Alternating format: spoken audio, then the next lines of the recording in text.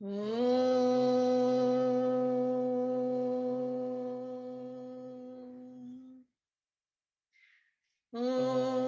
सहना भवतु सहनौ भुनक्तु सह वीर्यं करवावहै तेजस्विनावधीतमस्तु मा विद्विषावहै ॐ शान्ति शान्ति शान्तिः समस्तजनकल्याणे निरतं करुणामयं नमामि चिन्मयं देवं सद्गुरुं ब्रह्मविद्वरं हरि ओम्।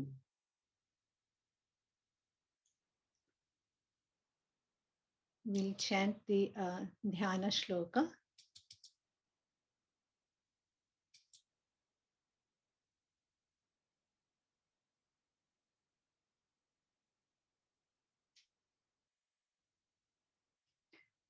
ॐ नमस्ते अस्तु भगवन् विश्वेश्वराय महादेवाय त्र्यम्बकाय त्रिपुरान्तकाय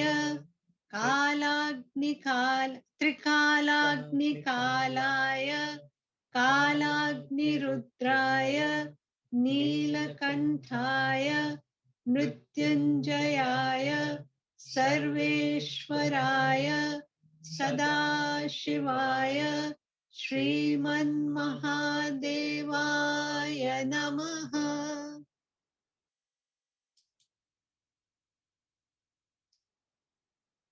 So today we will talk about Sarveshwaraya and Sadashivaya. The word Ishvara, the name Ishvara, also means controller. So Lord is the controller of both the Devas, which are relatively good people, and Asuras, the not so good people.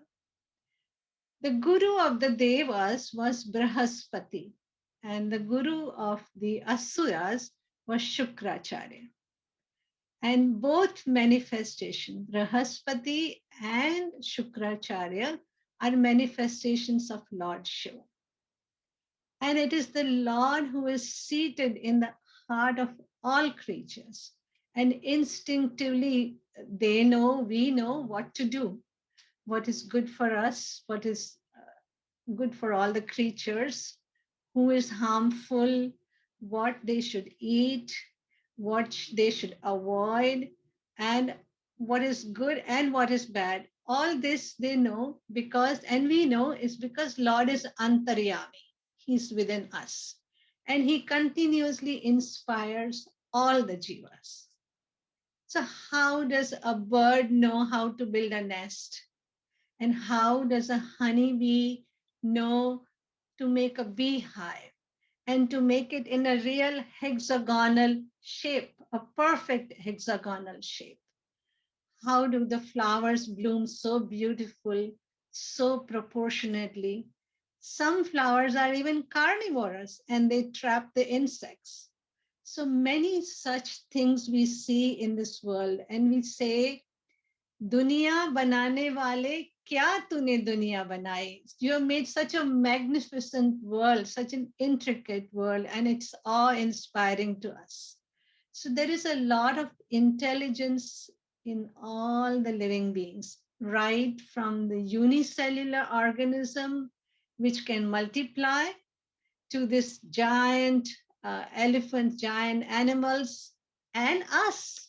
We are such an intricate bundle. You see the heart; it keeps on pumping, and people do surgery on little hearts and everything. Such an intricate mechanism that he has made, and you say, "My God!" And uh, I just thought I did OBGYN when I was doing my residency, and when the baby is born, you turn and think of Lord, my God, what a creation God has made. And it is in that feeling is indescribable at that time. So this knowledge, this instinct that we have, is all Bhagwan. We say Bhagwan, we call it Bhagwan or Brahman, Satyam Jnanam Ananta.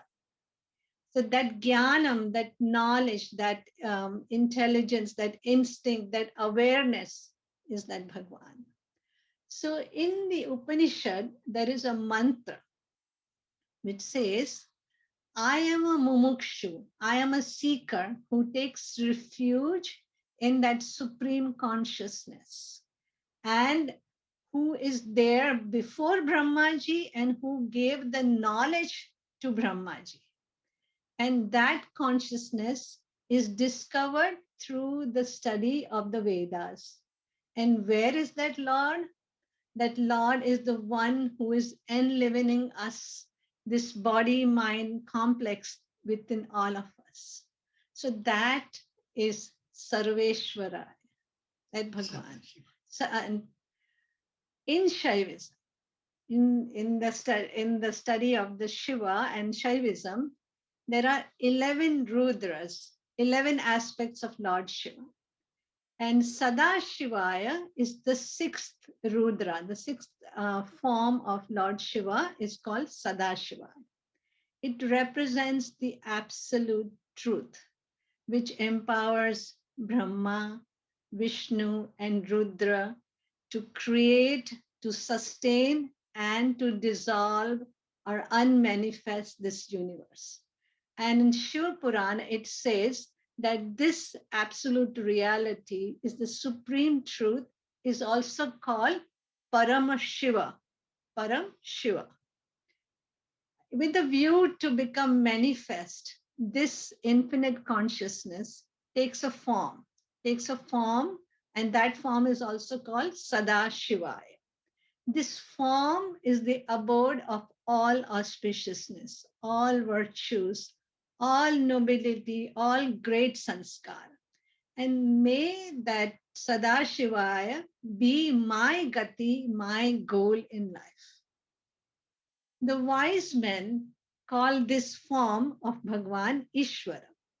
It is this form of Lord Shiva who invoked and created Shakti in the specific form, in the female form, known as Ambika.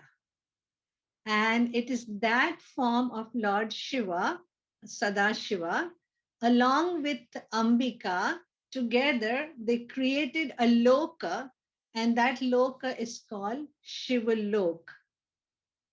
And that Shivalok is considered at present the city of Kashi. You know, Kashi, where the Ganga runs.